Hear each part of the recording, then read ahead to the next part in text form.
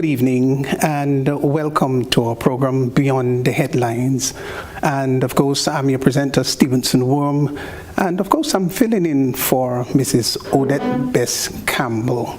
We have a very interesting subject matter here this evening that we will be discussing, and soon, of course, I'll be introducing you to the panelists who would be involved. Well, this evening we'll be looking at education, the balancing act, and you would obviously understand that, of course, in recent times there have been quite a bit of controversy in regards to the opening or no reopening of school, as the case may be, and quite a lot of discussions have been going into that. Well, we'll try to tonight balance that situation. We'll be hearing quite a bit of pros and cons in regards to the reopening of schools, as the case may be.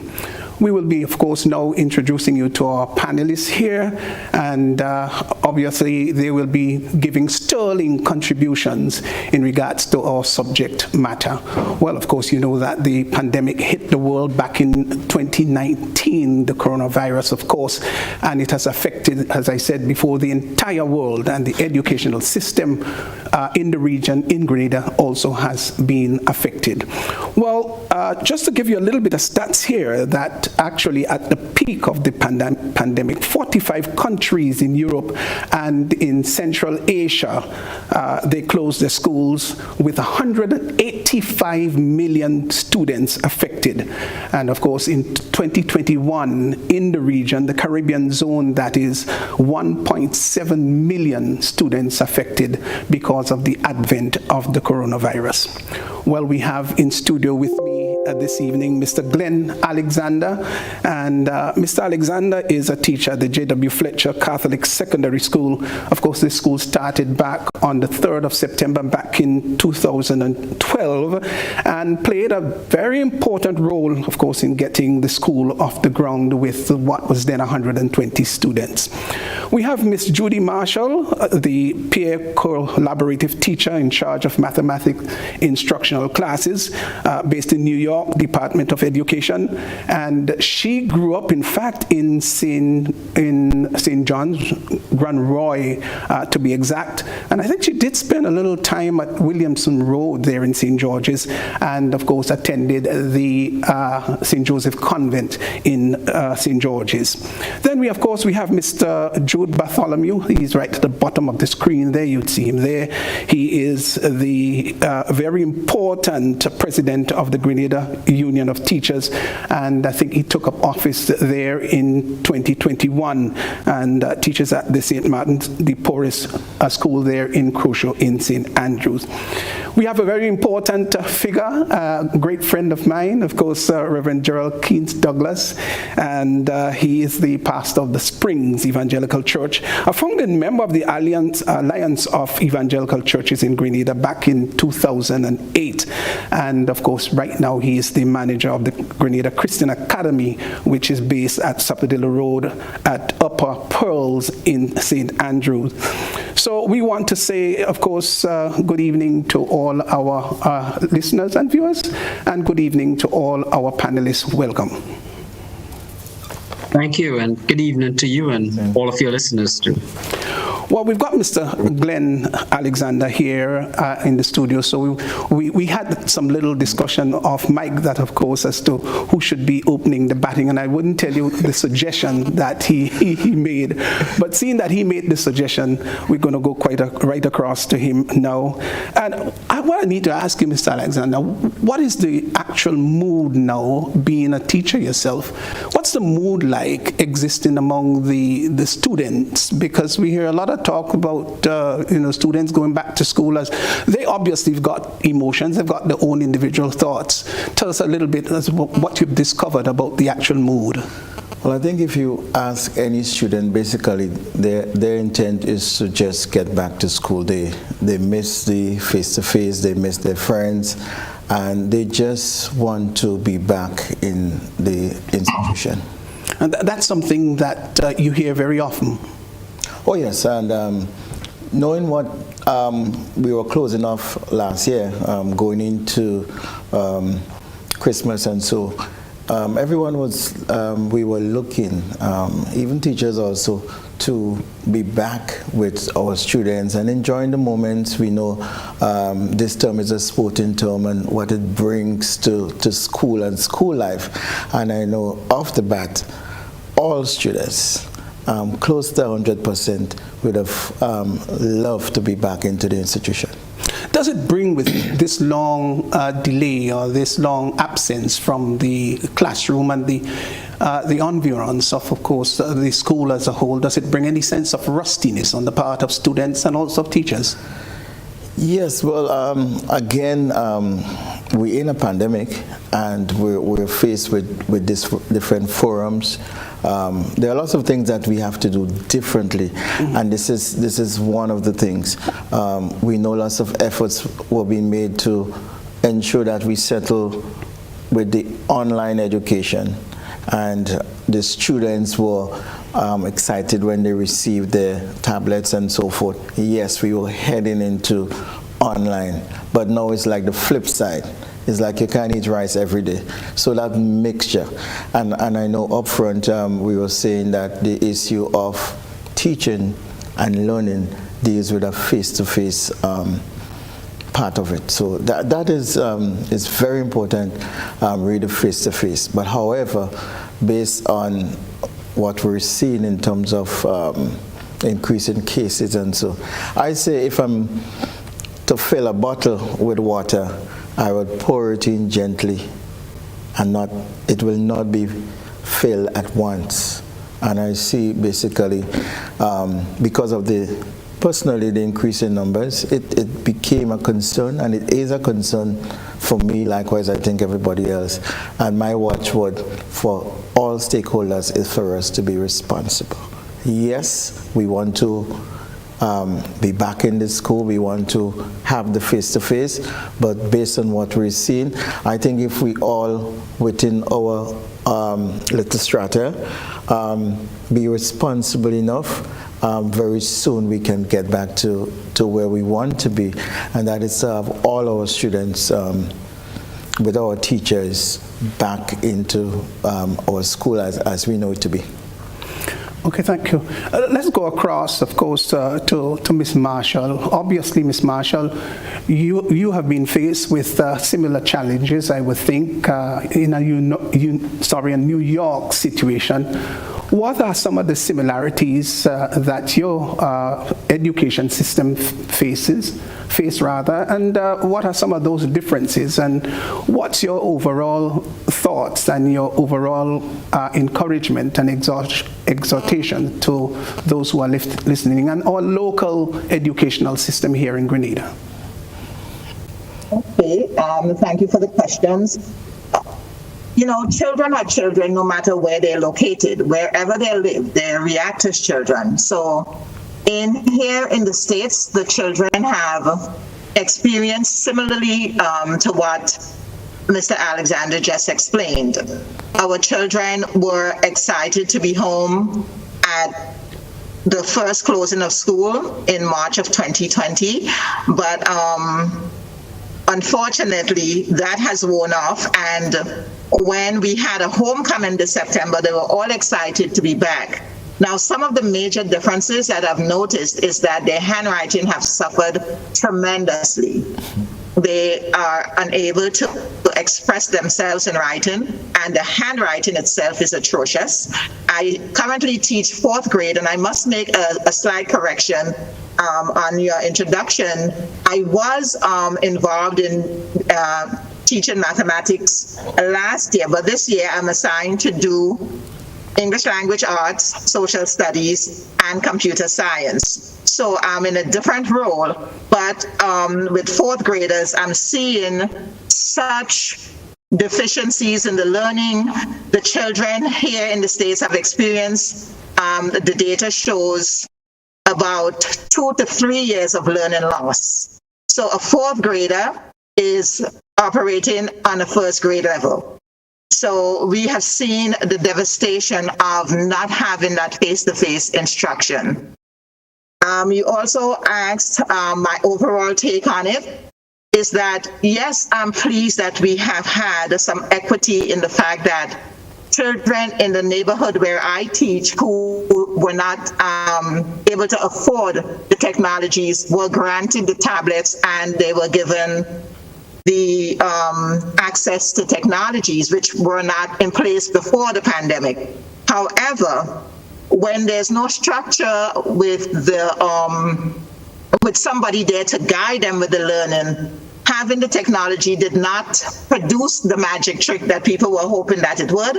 So we've seen the experiences of children getting bored and not going on to do the work that was assigned. And so it resulted in a deep loss of learning. I personally prefer face-to-face instruction because we work 3 times as hard to teach remotely. You talk about the learning loss, and it's an absolute big setback.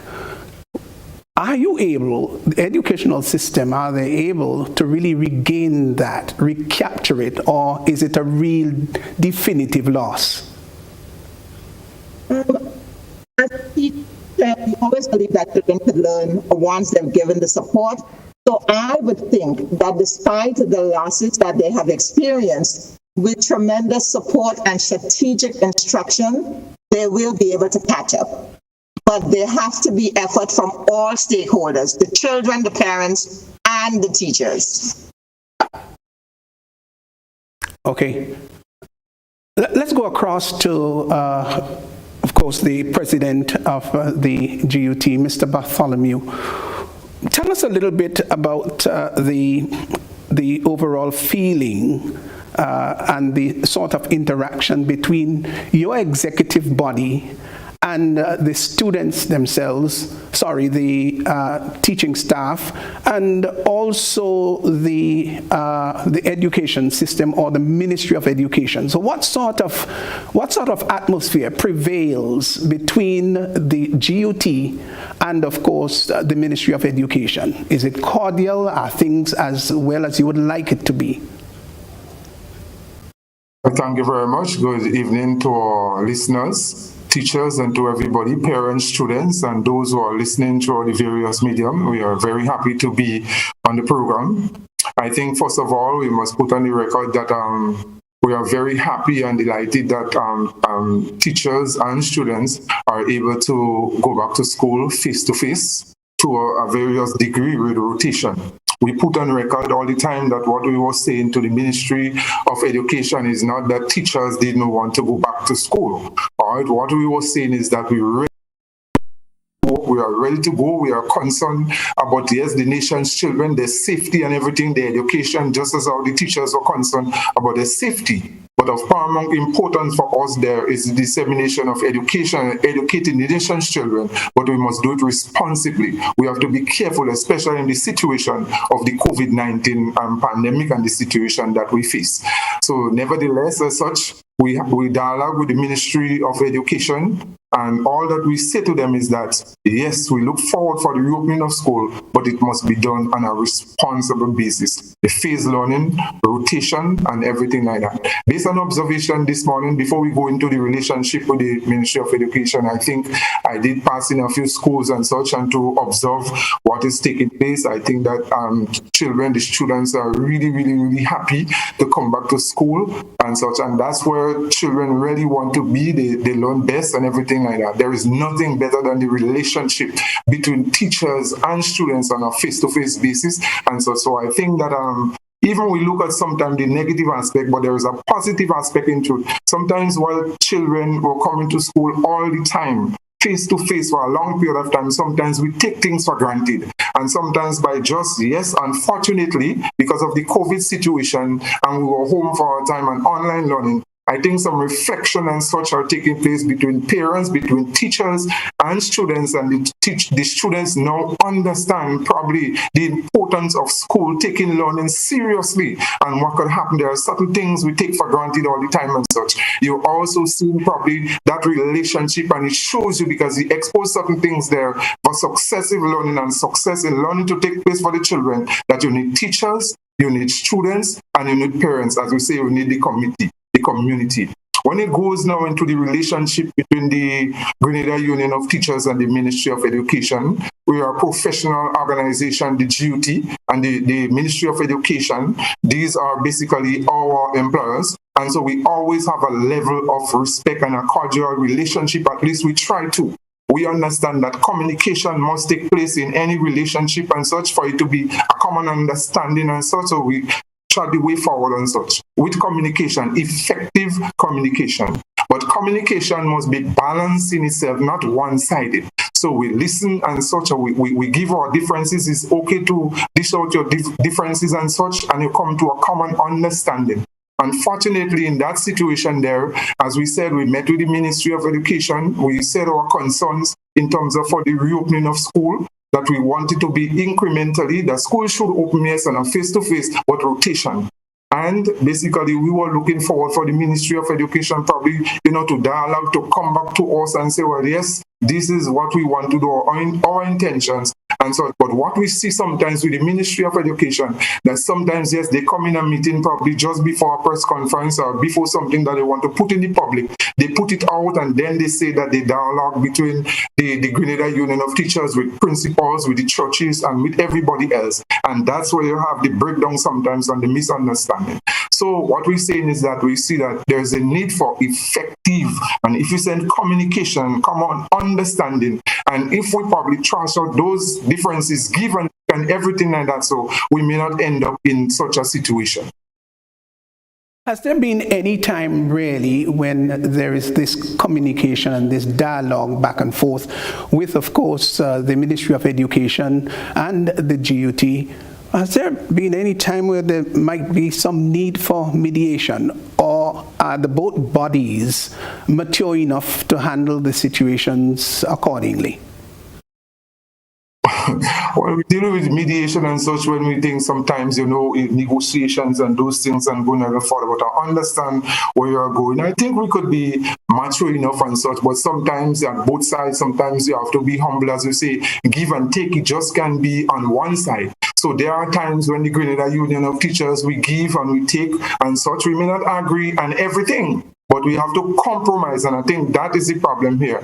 Sometimes we might say some of the problems too, well, okay, I am bigger than you or what the case will be, so I call the shots. And when I call the shots, then you can't tell me anything. And that could be a problem there. So I think it's not about who bigger or who smaller or what the case may be. It's to chat, discuss, sit down, analyze, and look at the best approach, a responsible approach, and the best outcome. Whether it comes from the Ministry of Education, from the Grenada Union of Teachers, and such. And I think in terms of effective communication, probably in a balanced approach for the reopening of school and other things for the development of education throughout Grenada, Carriacou, and Petit Martinique. I think not only, yes, the Grenada Union of Teachers has its role, the churches have their roles because they have their schools too, and everything like that. So you have the teachers, you have the principals, you have the parents, and you have the other organizations, responsible entity. So you need a balanced approach and such. And once we could be able to do that and such, I think that we could be much better. Thank you. Reverend Keynes Douglas, Mr. Bartholomew just talked about the importance of the church playing that significant role, and you are the manager there of the Grenada Christian Academy. Just give us a little idea as to what it has been like at your institution and maybe some of the challenges involved. Well, thank you very much, Pastor Worme. Good evening to all of the panelists and to all of the listeners on the different platforms. It is a challenge. We're all learning to do education, life, church work, everything in a new dispensation. And so obviously with the adjustments, there are a lot of challenges. However, I think both the Ministry of Education and the Grenada Union of Teachers, parents, communities, we're all pulling together to make this happen. And we're, so it's not perfected yet, but we're doing a good job, or at least working on it very hard.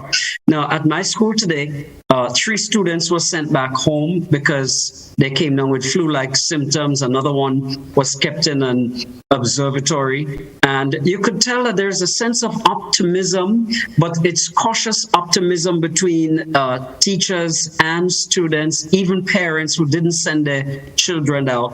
But at least there is a sense of we need to have this thing done. We need to get our children back in the classroom and face-to-face with face-to-face learning, because we have had the problems of online learning and a lot of children are getting left behind.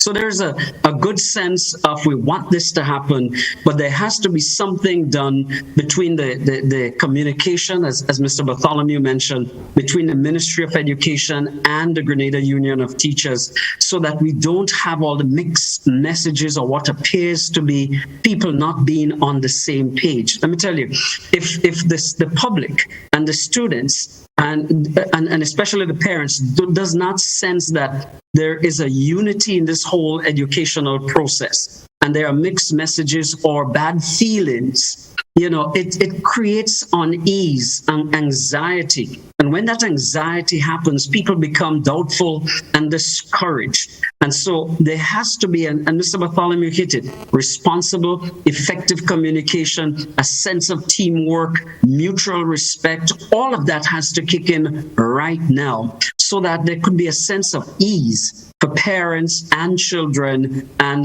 the whole community. And that is what is needed right now. Mutual respect, a sense of teamwork, no mixed messages, everybody on the same page. And I think it's really going to improve the academic and learning environment that exists. Do you think, though, that they're really getting closer and closer to that, where there is that good understanding and that sort of mixed message, it's sort of being thrown out the window? Or do you still have some concern? Look, we really need to work on this a little bit more aggressively so that we get the right tone across? Obviously, there has to be more work done. However, I think all of us understand now that we are collaborators, we are partners, and it is only in partnership we can get the right things to happen. And so right now there is that sense that we need each other, and nobody could be high-handed in dropping down, just massive editorial statements and just giving, just making rules or making statements that all the partners are not in agreement with. And so there has to be proper collaboration. There has to be that sense that we agree together, we have communicated on it, we are following the best methods. And if the GUT has problems or concerns, for example, the Ministry of Education needs to address it, needs to listen to it, and not just to pretend, well, we've given the rule and that's it. Because right now, every school, including the one that I'm managing, the principals have to meet with the senior staff and work on rotational approach if you're going to do the distancing protocols for COVID. And so at my school, Form 5 are allowed to be there 4 times for the week. Form 4, 3 times for the week, and 1, 2, and 3 twice for the week. Now, every school has to work out to some degree what works for that school. And so there has to be a sense of liberty, a sense of freedom, and we need to get that from the Ministry of Education, and teachers need to be given, and principals need to be given the freedom to work that, and guided by principals also from the GUT. So there has to be a coming together of all the forces to make this thing happen. And when it is working nicely together, the students would feel comfortable, the parents would feel comfortable, and this is going to be done very smoothly. So that's what we're looking for. Yes, some work has to be done, but I think it's happening, but slowly, but we're going to get there. Well, let's go across to you, Mr. Alexander. I know that early on you talked about you really believe and support that sort of phased approach in regards to going back into school and being a bit cautious about it. Now, how do you really balance this? Being very cautious, being very apprehensive, or there should be a sort of bold, decisive thing about it? What's the ideal approach you think should be made? I think we are on a roll in terms of country as it relates to this. I must say, in my opinion, the GUT last, was it Friday, in my view, presented a scientific approach to give some data that even myself as a teacher wasn't apprised of. And I stand corrected. I think the ministry and the government and so listen, because we got instructions as it relates to going back to Monday. Before was like, let's just send everybody back, but then to tread cautiously, and I believe I like that in the sense that it could be they were thinking. But again, GUT would have, in my view, made it clear with the statistics as to what our teachers experience, what our children do, and as it relates to the protocol and following the protocol, because the numbers, as we know, has gone up, and what the children needs to do, what the parents need to do. Take, for example, a child would leave home and appear at a school without a mask. And travel and public transport. So if every stakeholder, every step of the way, we take that responsibility. So a child is leaving home, the parents ensure that at least the child have not a mask, a few masks. Because if you're wearing a mask and it falls on the ground, then obviously you will not use it. Again, the issue of the mask, we as teachers, we would notice sometimes students would wear the same mask day after day. Okay. What about the disposable masks? And those things are of grave concern. Those things are of grave concern. Well, I tell you what, we're going to do a little bit of addressing that further after the break. We're going to go to a quick commercial break, and when we come back, we're going to be, of course, continuing our discussion here, the balancing act, of course, in education. We'll be right back.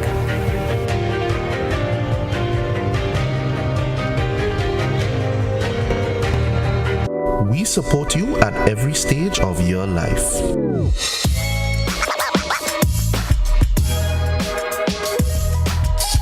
For business,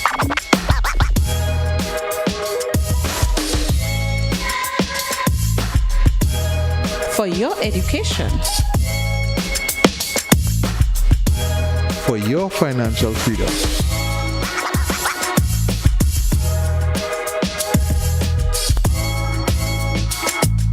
for that new ride. Upgrade your life with the Communal. Contact us today. Have you heard about the new Softweave bathroom tissue with total hygiene? As hygiene and safety have taken center stage, our bathroom tissue is now manufactured with 3 different technologies to offer the best protection for you and your family. UVC light technology for a safe and effective disinfection process, eliminating 99.9% of microorganisms. Also, production at high temperatures, killing all types of germs and bacteria. And it's pH controlled with delicate fibers to prevent irritation for even sensitive skin. Softweave Total Hygiene Bathroom Tissue. Available in supermarkets and shops island-wide. Visit Softweave Caribbean Facebook or Instagram pages for more information.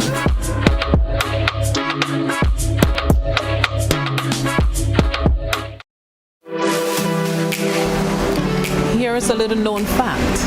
There is only one place in Grenada that you can get an MRI scan done.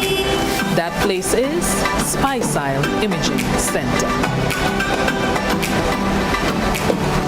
Yes, Grenada, that's the truth. Other centers could offer you other scans, but Spicile Imaging provides an authentic MRI scan. Here's another little known fact. Spicile Imaging has 3 centers. We operate at Grenville, the Carnage, and at the Ocean House, Grand Anse. We provide the widest range of laboratory tests and services. CT scans, x-rays, mammograms, ultrasounds, and a host of other services. We are fully staffed by a team of family doctors and specialists. Call us today at 444-7679. or 406-1500 or visit any of our 3 locations.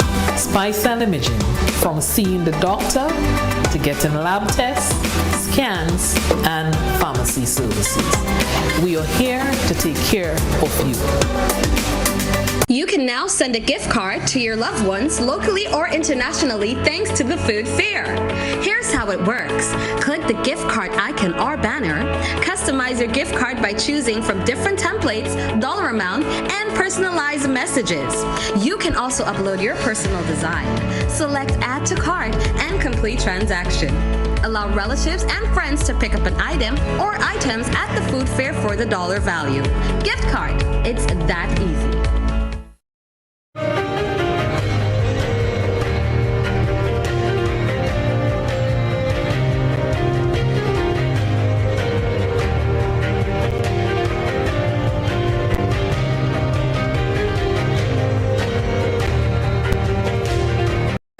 And welcome back. And of course, you know that it's been a very challenging time for the world and of course for the educational system across the globe. Grenada is absolutely no exception. And we're trying to balance the situation here in Grenada. Of course, there have been so many individuals who are commenting about the return of a full opening of our schools, and that's exactly what we're addressing tonight. Just before the break, of course, Mr. Alexander, you did talk about the mask situation and the challenges those masks pose, the lack of mask in some cases. And your suggestion is that there should be maybe more than one mask per child entering the school. Well, yes. The teachers should at least have to sort of replenish. I think from the homes, children, individuals on a whole should have at least more than one mask, because you never know what can happen. You can soil it. Would you wear that same mask for the rest of the day? So the availability of masks all around is very important. Let's take the transportation service. I know the busmen in particular, they look for their dollar, but maybe in some instances they may take passengers without a mask. But what if you carry extra masks on your transport so that you can help this process? And I believe the whole issue of education, the whole issue of having these things available, the sanitizer, the masks and so forth. Once we follow these protocols and we be responsible, we educate everyone, then we can go back to really enjoying what we want to do most, and that is to really have the face-to-face and have the crowds and everybody gathering at different institutions, concerts, the list goes on. What we once enjoy, we really would want to get back there, but it's, in my view, it's a step. It's a process, and we have to bring ourselves to that. I mean, our numbers in Grenada, we have been high, and we brought it down to 0. We can do the same thing, but this time it might be a little harder based on what we are experiencing now. But I believe we can do it once we all become responsible. Okay, let's go across, up rather, to New York. And Ms. Marshall, is that a huge challenge that you face? Do we have students who are turning up in classes in New York, in the United States, maskless? And when and if they do, what sort of challenges are posed? Do the schools have extra masks, and are they charged maybe for the purchasing? Give us a little idea as to what's taking place in your vineyard. Unfortunately, the DOE provides the schools with masks for the kids. Sorry, Miss Marshall. You can also explain as to why you've got your mask on now. Oh, yes. I am wearing a mask because today I was exposed to 2 kids who were exposed to people who tested positive for COVID. I live with my grandchildren, and I am taking precautions to kind of isolate myself, wear the mask because I'm coughing. I'm not even sure if I'll be able to go out to school tomorrow, because every day we have to do a screening. And if there are signs that we feel like if we might have any of the symptoms, there's a list of symptoms. If we have those symptoms, then we have to fill out on our cell phones. There's an app, and then we will be cleared to enter the building. So I'm wearing a mask this evening, but fortunately, the DOE provides masks for the children. So if they don't show up with a mask, we provide them with one. Kids pop the bands because the masks that we give them are disposable. They pop it, so as fast as they pop it, we provide them because we have an ample supply that's given to us. Luckily, we have lots of the PPE preventative things like the hand sanitizers, wipes to clean off the desks and everything else. So we do have those protocol in place, and we try to use it as much as we can.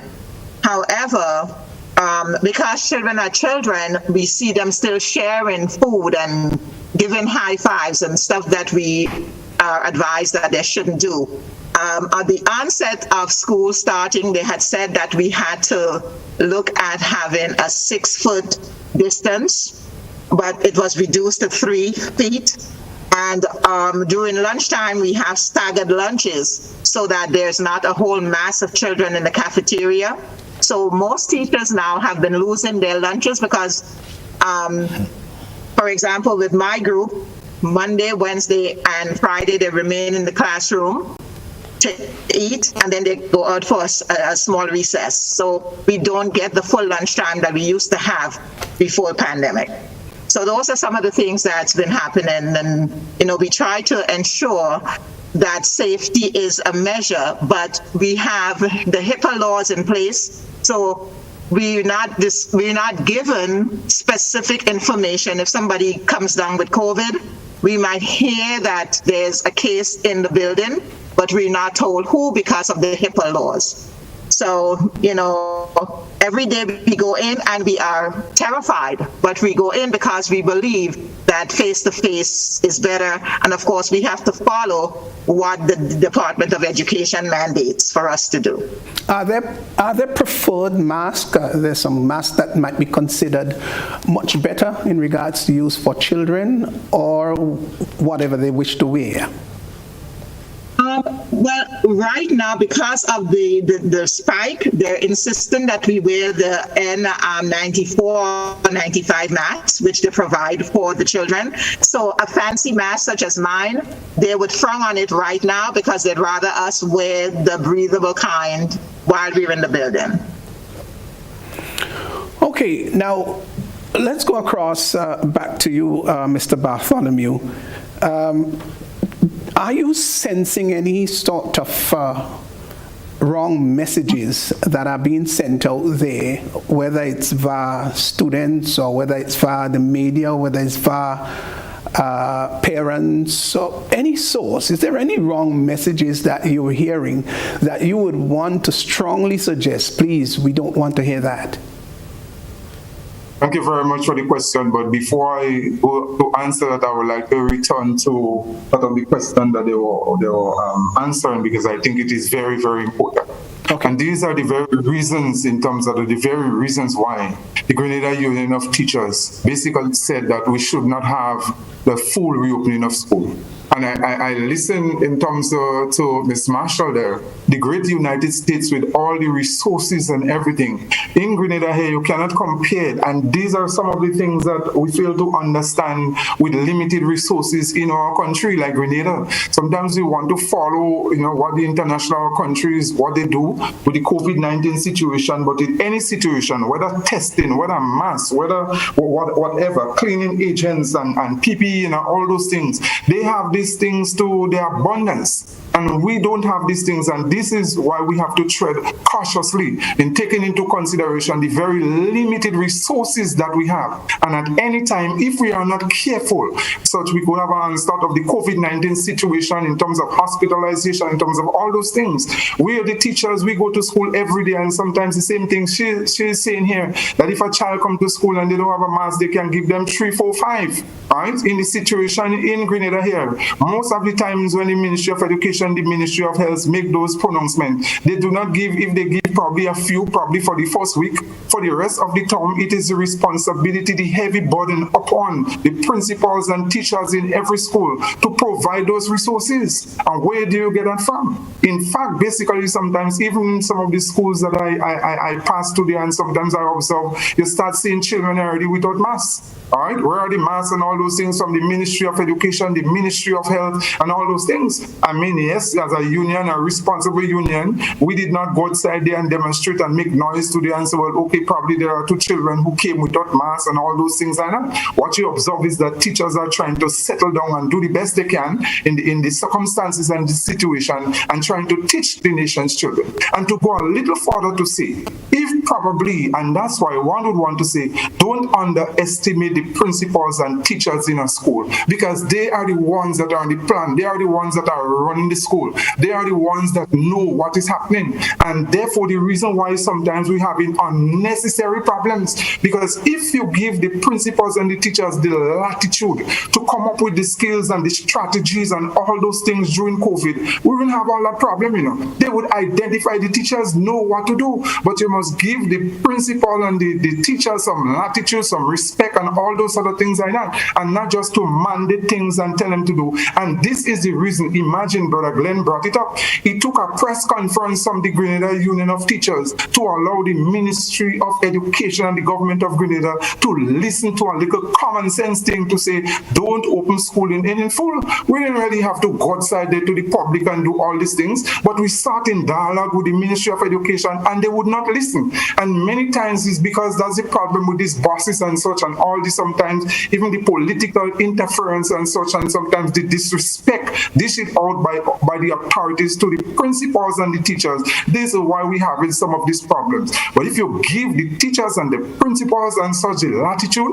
and they watch, they analyze the situation, they realize the limited resources and the problems that could arise from those things, and you give them a chance, they will fix it for you. And that is what we say in there. We want to go back to school, we want to teach the children, we want to do what we have to do, but give us the respect, give us the latitude, give the schools the chance to plan and to do everything that they have to do, and you will see effective results. I think what you said in terms of some of the negative connotations and all those things during the midst of COVID and such like that, so that we should have to be careful in terms of what we tell our children. We try to tell them in terms of positive things and such, and don't, the children, even in the COVID situation, don't tell them if a child gets COVID that it is a bad thing or so negative that that's the end of their life and such. There is light, basically beyond every tunnel. So yes, they might catch the COVID or something might happen, but you have to let them, once there is life and such, and that there is hope and everything like that. So and we shouldn't tell them basically that is their fault and such like that. So and label them and everything and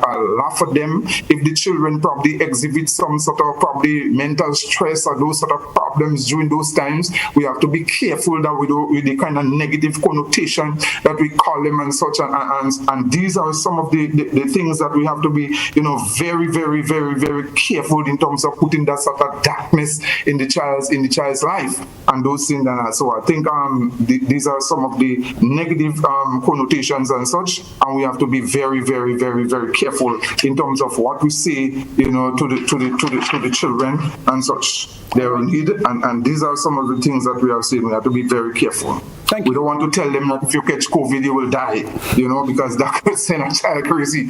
All right, life, you are always trying to speak a life, and that's the important thing there and such. So I think we have to be very, very, very careful, and don't tell them that they're weak because they cry and such like that, so that they're weak and all those things. You have to give that support, or they're stupid, or they can't learn, and these are some of the negative things that all is lost. Sometimes you get that pressure even from the media, you get it from everywhere, that probably COVID situation may not come to an end and the world coming to an end and everything like that. So on the child's education and life coming to an end. But we know there are difficulties and all challenges that the world would have faced before. And once there is life, there is hope. So we have to be positive in terms of the things that we do and what we see. Reverend Keynes Douglas, any particular message that we really should avoid? Well, certainly, Mr. Bartholomew highlighted some of the very important ones already. But we need to know that young people, children, they're going through a lot of mental health stress and anxiety.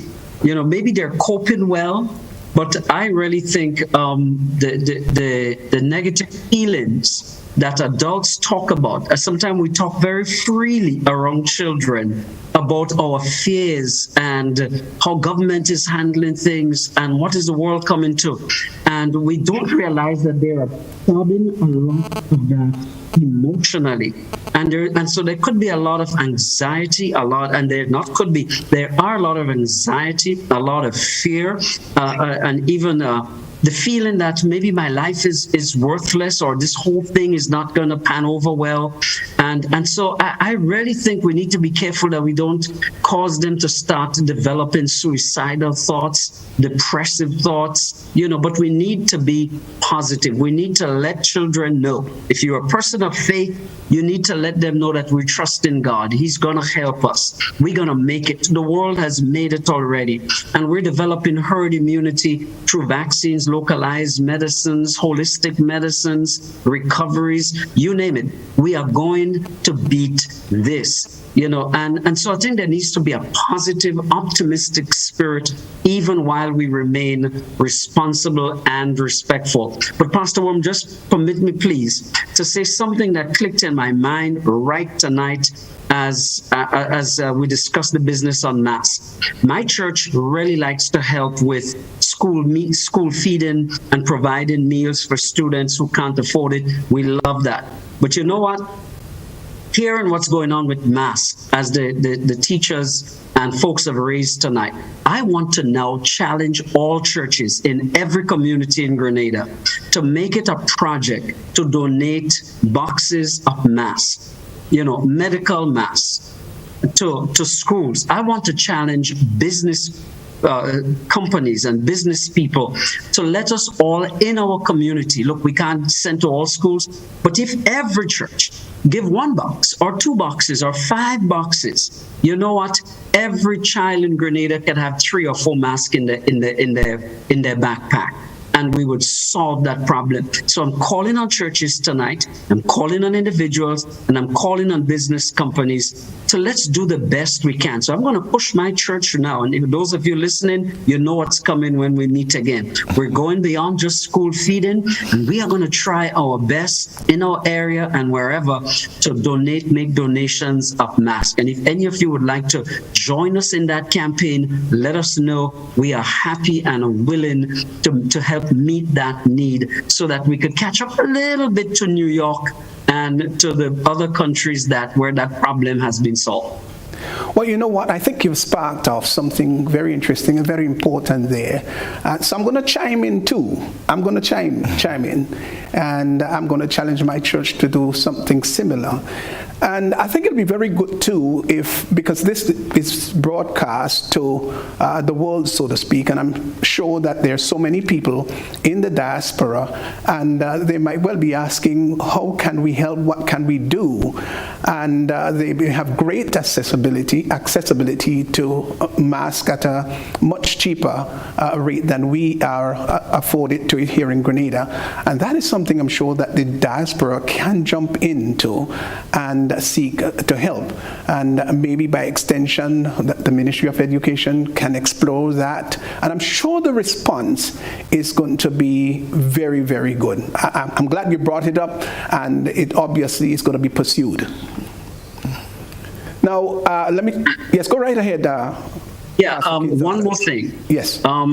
Sheet is for and children on a whole from the diaspora, if people want to kick in and pitch in, shields really help. You know, my wife do a preschool, and it's amazing to see all these little children with their shields, but it gives the parents a little sense of security that as they communicate with each other, they got their little shields in front of them. And so if we can even do that to help, as it's a good thing to add to that project. Okay, thank you. Soon we'll be opening up the telephone line, and we want to let you know very early the number to call is 440-1250, 440-1250. That's the number. Sorry, 440-1252. My mistake there. So we will be opening up the line shortly. So if you wish to make a comment or two, you'll be able to do that. It'll be nice to hear not only from our panelists, but obviously to hear from people here locally, regionally, and of course extra regionally. Before we do that, I just want to quickly sneak in with this subject matter, and of course, Mr. Alexander, gosh, there's a bit of politics in the air. It's always in the air, but at this time, we understand what's taking place. Maybe within another year or whatever the case is, and we're not preempting anything. Elections will be called, and whether we want to believe it or not, practically all subject matters come up when we talk about preparations for elections, because everybody wants to gain momentum, somebody wants to gain an advantage over an opponent, as the case may be. Where does politics really fit into it, or does politics really fit into this? Do you think that people should capitalize on this to make their own mileage? Well, the COVID doesn't affect one party. It affects everybody. The protocol that we ought to follow, we all need to follow the said protocol. So I do not see politics have any place in this, but at the same time we talk about masks for schools, and so maybe political parties may want to jump to the foot to help. Oh, brilliant! But brilliant. But I mean, do so genuinely, yes, not necessarily for mileage. There's no room for politics, because I follow all news, and so, and I think we all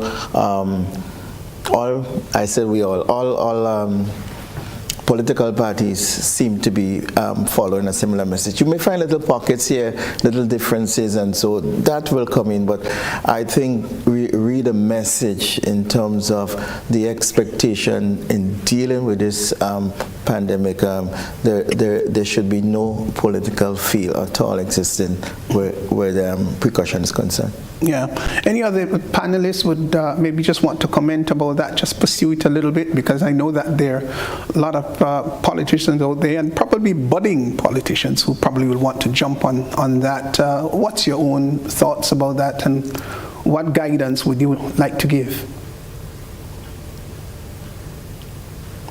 Oh, I would say I did in fact open it up to everybody. I should have been direct. Yeah. Pastor Keynes Douglas, are you going to make a comment? I won't be long. But politics is going to play a significant role, because as people campaign and put out their manifestos, the GUT is going to be looking, teachers, parents, and young people are going to be asking, what is this person's or party's political strategy? What are they offering us as we go forward?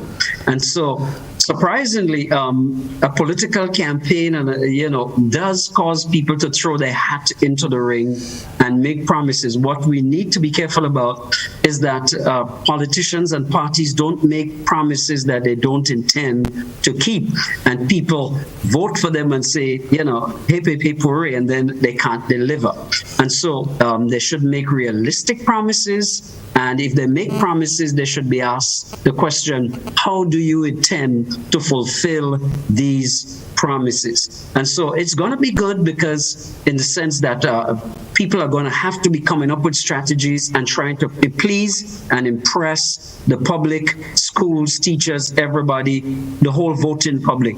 And so what we need are responsible promises and politicians who would follow through with integrity on whatever they promise in respect to education and, of course, the other aspects of communal life. Ms. Marshall, I would just like... Just hold on, Mr. Bartholomew. Let me just quickly ask Ms. Marshall, and then I'm going to come to you. Of course, the politics in our land is very much different from that of the United States. Is there any concerns that you have there, or the education system and parents and students, as the case may be, they have in regards to political infiltrations? Yes, well, just recently we have installed a new mayor, and we currently don't really like the stance that he's taken. He insists that the schools be kept open despite the fact that there are so many kids that are being infected, maybe through their parents, we don't know.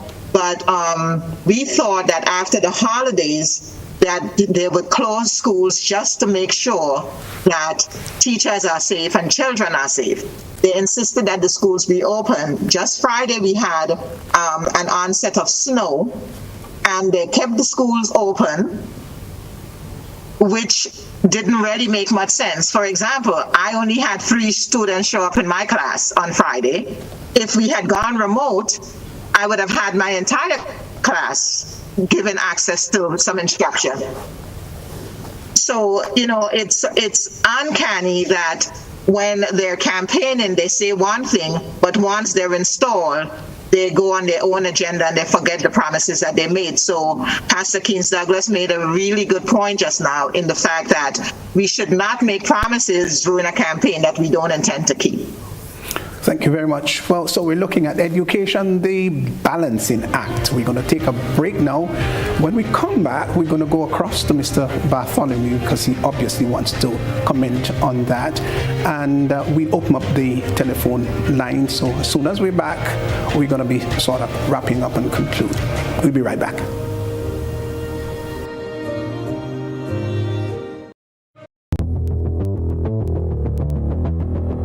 Introducing Color by Stephenson. Color by Stephenson. Color by Stephenson. Color by Stephenson. Color by Stephenson. Color by Stephenson. Total is one of the world's largest oil companies with a top quality line of lubricants. Total Lubricants has a full product line from passenger cars, motorcycle, heavy industrial equipment, mining, trucking, agriculture, and manufacturing machines and vehicles. Total Lubricants, winning championships in motorsports, including Formula One and World Rally Championships. Total Lubricants are available at all Rubis service stations, leading automotive shops, and distributed by Huggins.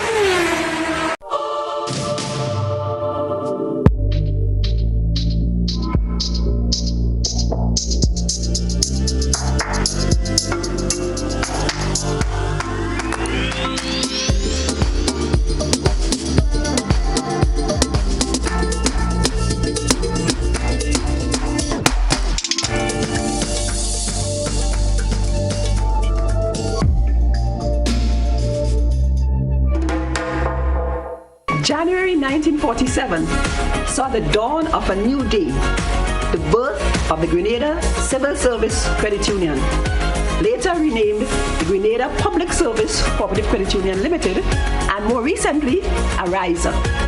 Ariza is extremely proud to be celebrating this significant milestone. But this would not have been possible without you. And this is why we are inviting you to celebrate with us as we celebrate 75 years of transforming lives. Stay tuned to our social media platforms and our local media houses to learn more of the activities and events that we have in store for you. As we celebrate this journey, we thank all our stalwarts for their valued contributions in bringing us to where we are today. We look forward to serving you for many more years. Let's celebrate 75 years of transforming lives.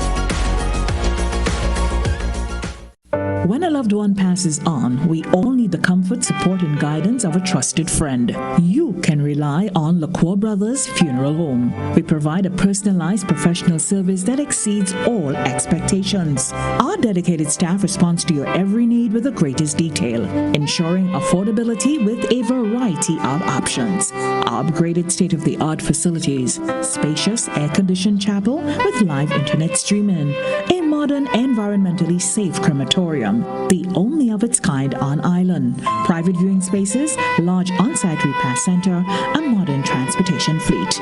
Join our burial society today and make personalized arrangements for that final moment as you prepare to enter your loved one into eternal rest. Visit or call LaCour Brothers Funeral Home and select a package that brings added comfort to the entire family. LaCour Brothers Funeral Home and Burial Society, continuing a tradition of excellence.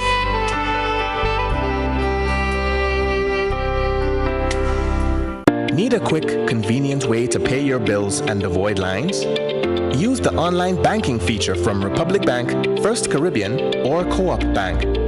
Contact them today to set up your online banking and enjoy 24-hour convenience to make your bill payments.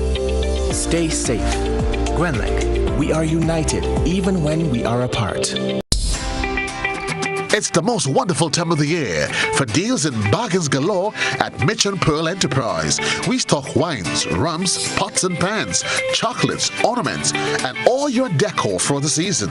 We even carry fine chinaware and a wide assortment of cups, plates, and mugs. Additionally, we have a good stock of top quality household appliances. At Mitch and Pearl, we are keen in fashion.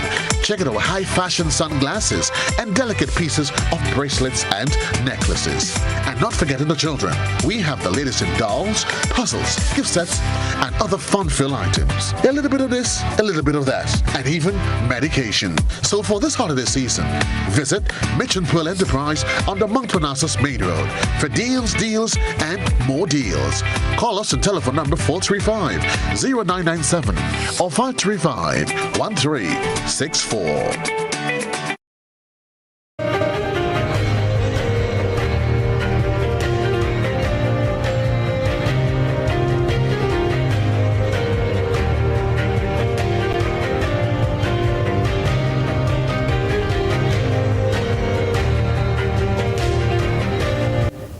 And welcome back. Education, the balancing act. That's what we're addressing here this evening. Before we left, I think we had Mr. Bartholomew, who we would give the opportunity just to make his comment. And then we're going to open up the line so that we hear from the general public. Go right ahead, Mr. Bartholomew. So basically, you were talking about the political side and such. I would want to say, to put on the record, as a Grenada Union of Teachers, we try to be balanced and to be careful. We don't want to take part in terms of in any sort of political side or anything like that. So, from the Grenada Union of Teachers, the president, the executive teachers, whatever, especially the duty as a responsible organization. So we try to remain neutral. We watch, we observe on everything. Our teachers watch, our union watch, and such. But we have to be careful. So we will just say that we people are not foolish. I think that we should. The important thing is just watching for ask God to give us that spirit of discernment, so we can see through the politicians, or we know who they are, what they are made of, and such. And that spirit of discernment from God, you say, by the fruits you shall know them. So our responsibility as a responsible Grenada Union of Teachers, we want to show that education goes forward in terms of for the nation's children. That's what we are concerned about. We want it must be reasonable and fair for every child and such. It must be some level of fairness and reasonableness for the teachers and for all the workers of Grenada, Carrico, and Petit Matnik. For our political side and such, that's what we are concerned about. We are concerned in terms of, we want to see better schools, better educational institutions and such, and all the resources that is basically directed for the dissemination of education for the nation's children. We want to ensure from a political perspective, and I would want to say too, that we have to be careful, not only as a union and other organization in terms of the politics and not through size or whatever, but churches also. That's the opportunity as you ask the question. Sometimes you ponder and you answer, say, churches and other responsible responsible organization are to be careful, ask God for the spirit of discernment, so that careful how we tread in, because when you go too deep sometimes into the politics and such, I think sometimes you cannot speak with a level of credibility and such, and it impede in terms of your judgment what you may want to say.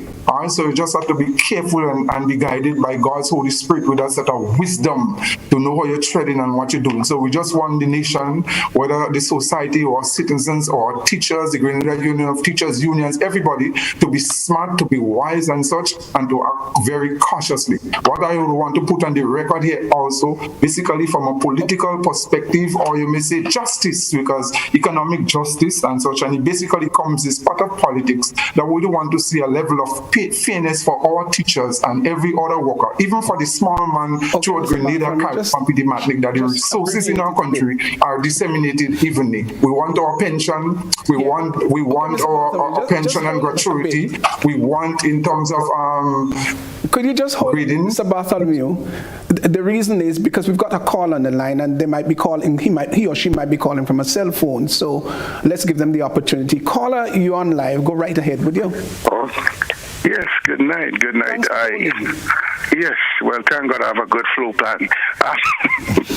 I just want, I'm a teacher too, so I just want to support the president with some of the points he made. I mean, the main one, with my own experience, is you know, the correspondence and the way sometimes the ministry does things.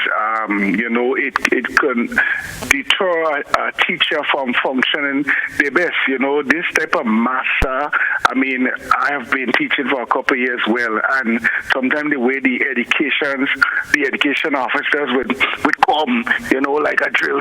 I mean, they just make you sign up. They don't make you want to do your best and so on. So I think the ministry need to work on how the education officers approach teachers and how they send correspondence and how they deal with people. And just that alone would have a better harmonious relationship. That's my contribution. Thank you. Thank you. Very, very important message across there. Very good observation.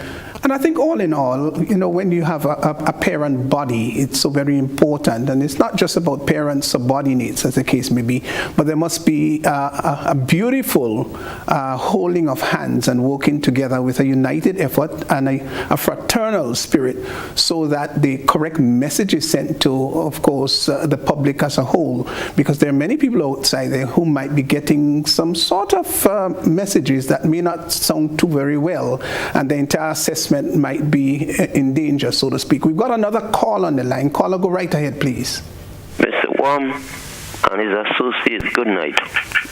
A few days, I'm talking about something that occurred when I called and spoke. The Minister of Education was giving an address recently, and in connection with COVID, I ask, which do you prefer? Which comes first, wealth or health? And I made a little comment, and I told her to comment. What she said in her comment, she's certain that this caller, this man, doesn't have children in school. I'm asking myself now, how could somebody make an assessment of that nature if she doesn't know me? So what I realized, I've been investigated. Okay, caller, we're getting a bit of a feedback, so you'd want to just slow down your television or radio, as the case may be, whichever mechanism you're using. Thank you, sir. Go right ahead then. Yeah. Make it briefly, though. Yeah.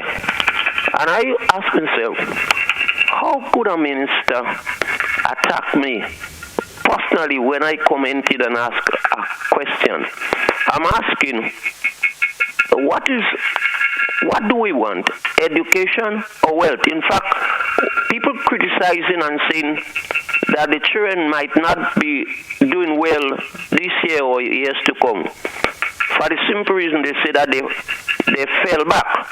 And I'm asking myself, how could they have fallen back?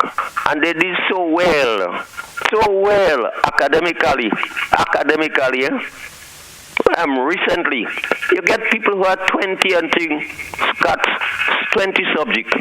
Isn't that maybe because of the virus that they did so well? So why close down school for so?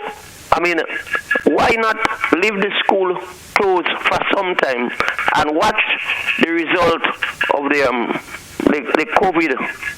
This is why I'm asking myself, because we did so well. We did so well. Underline that. And she attacked me.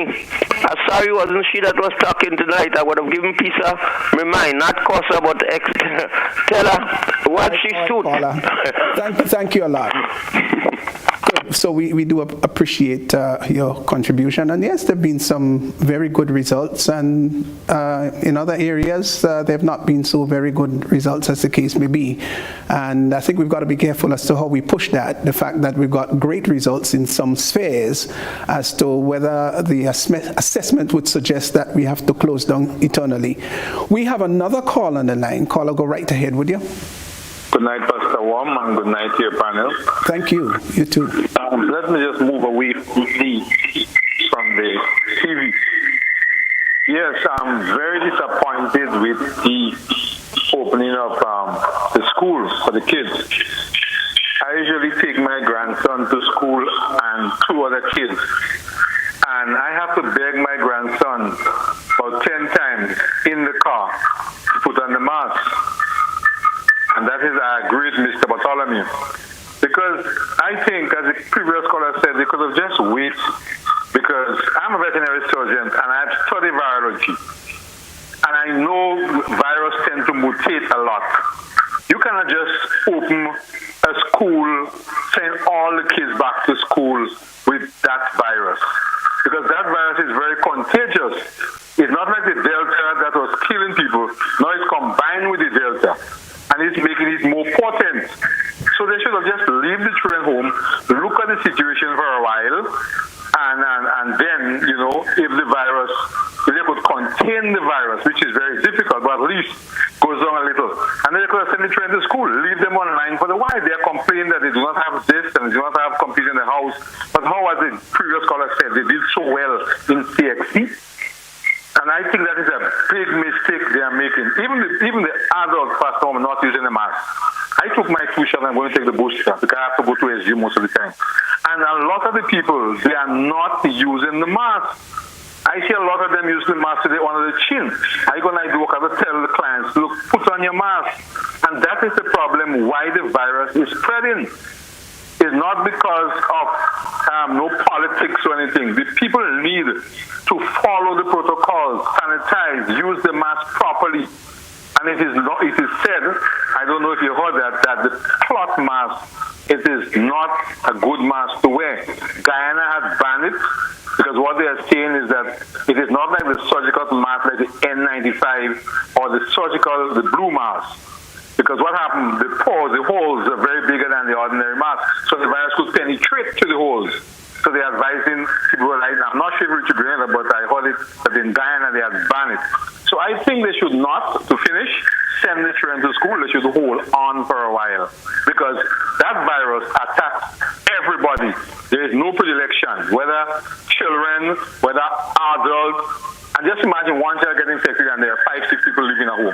Everybody gets infected. As one of the doctors said, what they really want to do, get the whole of Grenada infected with the virus, and then everybody gets immunity to the virus. Thank you very much. Thank you very much, caller. Off air, Mr. Alexander, we were in fact talking a bit about the whole educational process as to whether we believe that the public is really well educated in regards to protocol, in regard to the wearing of masks, and are we fully educated, or is it that we've got to do significantly better? Yeah, I was happy when we spoke of the mask and we realized that, hey, Pastor Keane Douglas made the plea for the mask, but we listened to the last caller. The whole education process, as it relates to the protocol. Well, yes, we have the masks, and many of us, we possibly wear it on our chin. He spoke of the cloth mask. So it's a whole process. The education continues. When we sanitize, how we wash, the type of mask. So all of this continues, and we really and truly, it's like an ongoing process. But, but I think all is not lost with us. Let's just do what it takes, and hopefully we'll get back to where we want to be. Okay, let's go back to the telephone line. There is a caller there. Caller, good evening. Thanks for holding. Good night, Pastor. Hi. This is Nolly. You know me well. Yeah, Pastor, what I'm trying to really understand, actually not only open yet, because I want to understand the phone. Okay, caller, you're a little bit distorted. I'm not sure how close you might be to your radio or TV. To give yourself a bit of distance, so that's going to help a bit. Yeah, Pastor. I'm really disappointed with open our schools, because when the virus at a cool pace, they didn't really open school. Now it's on a rampage. School opening. I mean, I have at least one son going to school and 4 grand. And I really pray, Pastor. I pray. Thank you very much. Okay, thank you so much for your contribution. There obviously there is fears involved, and maybe our panelists, we're bringing the program to a close shortly. There are all sorts of fears outside there. Parents are indeed fearful, and of course students themselves are fearful. They may not necessarily show it, but they have their own internal fears. How could we sort of curb that a little bit so that we live not in a society that is pregnated with fear, but put a nice balance, so to speak? I could ask Ms. Marshall just quickly to make a comment here. The most important component is that we build trust among all stakeholders. Okay. The children should recognize that we trust the politicians, we trust the union, we trust the teachers, and that there is camaraderie among all of us. We have the same goal, which is to educate our students. So we shouldn't be evidently fighting among ourselves, and we should think of the better good, the common good for our students. I can't say it any more plainly in that if there's no trust among all stakeholders, there will forever be a pull and a tug, and in the middle will be our children. If our parents show that they value education, our children will do everything in their power to stay motivated and to put forward effort. I'd like to take this opportunity also to address something that the callers said, that they're measuring the success of the students who took the CXC exams as an indication that they did well. But what about students in the other grades? We did not measure their loss of learning. So we have to be very careful that just because we see that the fifth formers or whatever form take the exams now did well, we still have to measure our other students that are upcoming to see whether or not we are addressing not just the academics also, but their social emotional effects that this pandemic have brought on us. Our students they might be depressed and we don't know it. We have to address every aspect of the child, because I think Mr. Bartholomew mentioned that we have to educate the whole child. So we can't just look at academics and say, okay, this group did well, so we can continue what we're doing. My suggestion is that we have a common balance that we put in place, that we blend remote and we try with safety to ensure that we have face-to-face, because that has proven to be the most effective. But we can't push our teachers into danger, because we want to stay alive. We have families also. And we want the children that we're educating to stay alive, to make their contribution to society. Great. So that's my take on it. Right, thanks a lot. We've got another call on the line. Caller, thanks for holding. Go right ahead.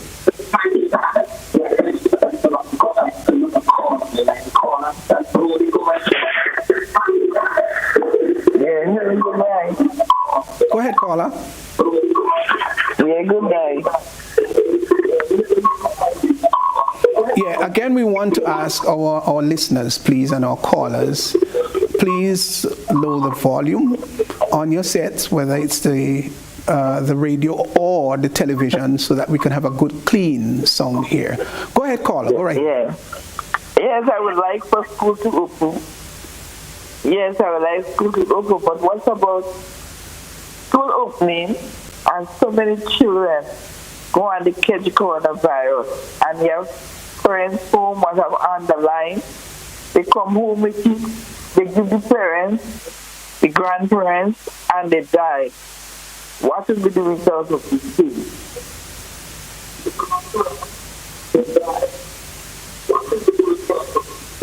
All right, I think we just sort of missed the rest of the comments there on the part of the caller. But the issue is, lady and gentlemen, is, you know, the entire world has been plagued by a pandemic. It's not unprecedented, but it's unique in its own right. And there is something we have to also understand, and that is there would be risk involved, there would be casualties involved, and the blame factor, we've got to really restrain ourselves from doing that. Again, we've got to take all the care involved, and we've got to be as cautious as possible.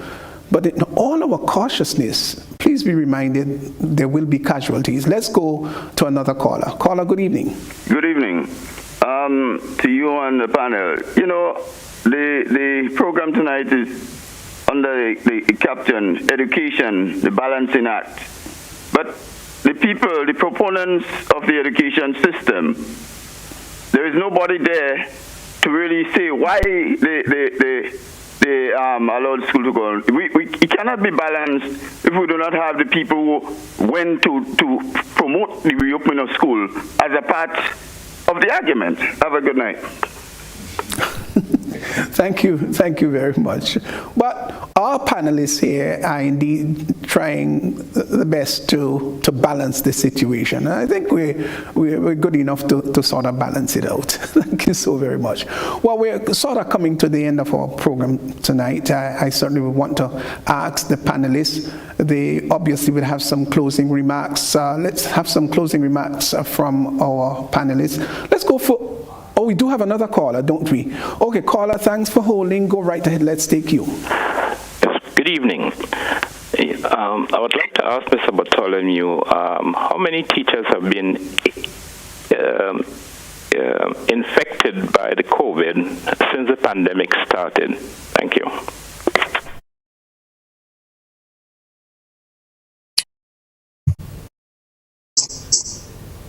The opportunity to respond? Yes, go right ahead, Mr. Bartholomew. So I cannot tell you directly in terms of, how many teachers have been affected, but I can say from now, basically what we have been hearing from reports that have been taking place even from today while school reopened, and basically quite a number of teachers we suspect are basically affected with the COVID. In fact, there are situations in some where we are hearing that the possibility exists that there are teachers at the early stages or the middle stages who would have died from COVID. All right, so that is the situation. So even as we go back to school, even today, and you try to ask questions and such as that, you hear in the situations where there are quite a number of teachers who basically had to remain at home because they were tested for COVID. And even while the program is going on, sometimes the messages that you are getting on your phone and such is that teachers are reporting that they are tested positively for COVID and such, and so are some of the children. And there are certain situations in districts districts where probably it is heavier than others. But basically, one can safely say that it is having a negative effect in terms of the reopening of school, because quite a number of teachers so far has been affected by the COVID by testing positive.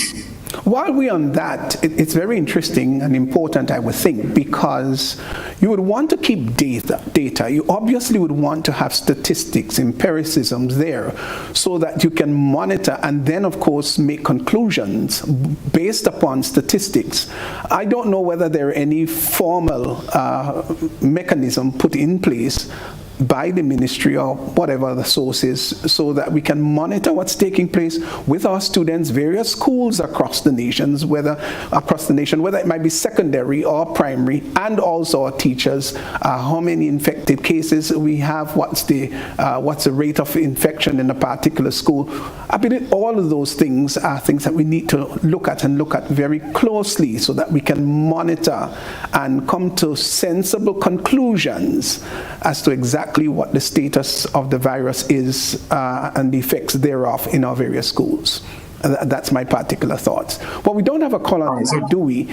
And if that's the case, we'd want to wrap the situation up here this evening. So, Pastor Keynes Douglas, of course, you've got to play a balancing act, so to speak.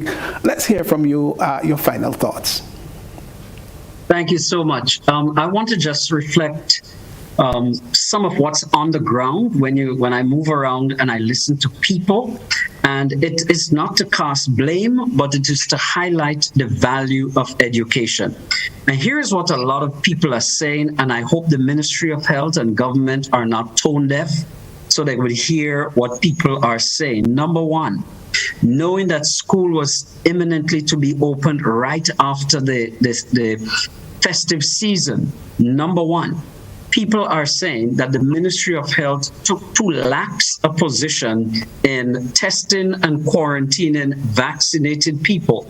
And people were scared at the policies put out or policies not put in place to safeguard the population, and especially to enable school to be more feasibly opened as it is. So people actually saw a crisis coming, and they wondered why the Ministry of Health didn't act more wisely. Number two, people are concerned that, and this is not just church people now, this is people on the ground, that the festivity was allowed to just be too wild and too loose and too flamboyant without sufficient restraint. No, we're not necessarily talking about lockdown and shutdowns, but it's like have all the pleasure and then later we'll have the pain. Well, we're in the pain section of life right now.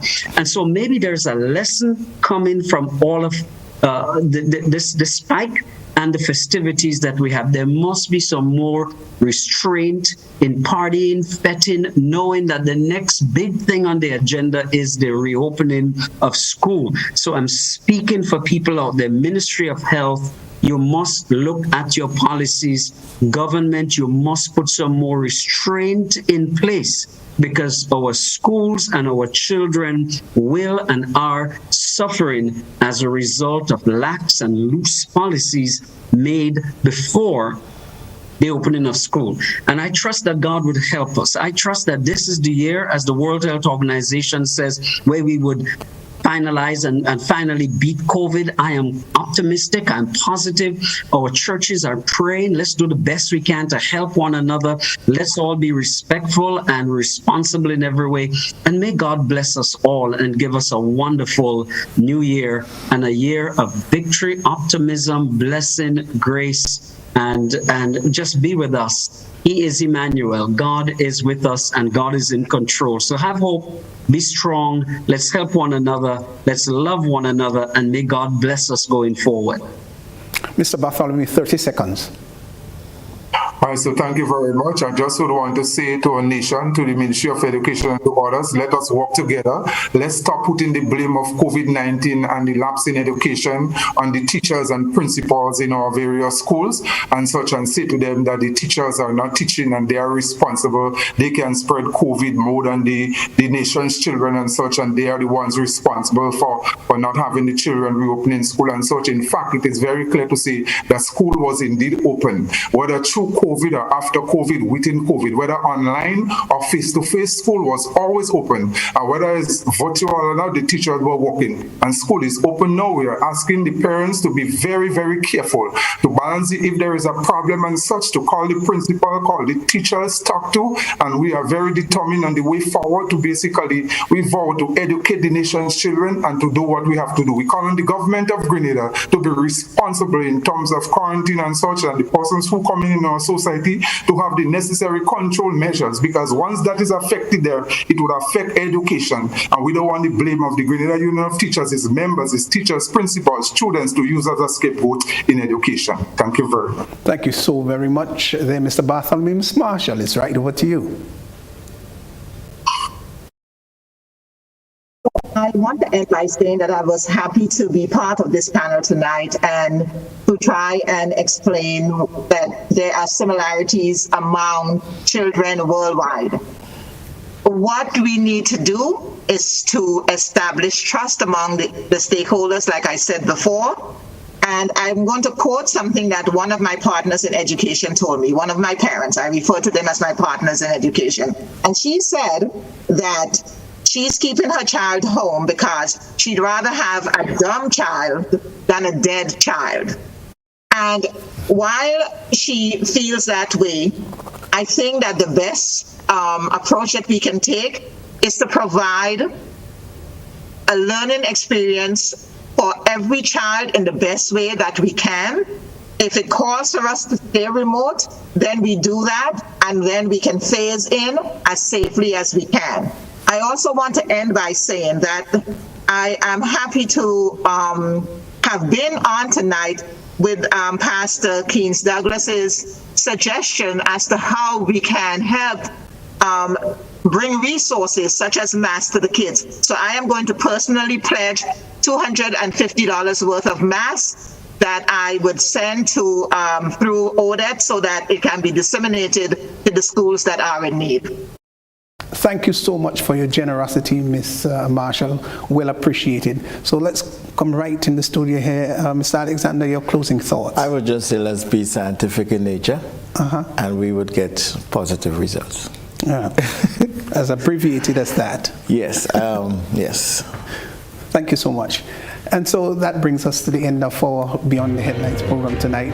I really appreciate all of you who are joining, whether you're here locally, regionally, or extra regionally.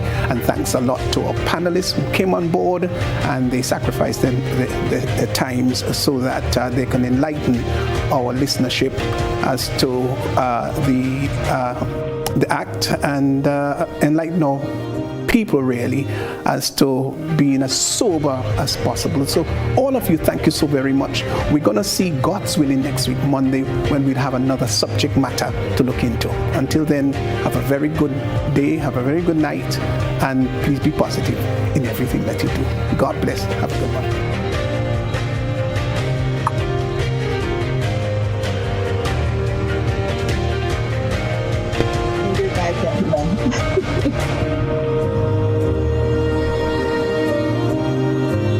When you need your prescription filled or you require non-prescribed medication,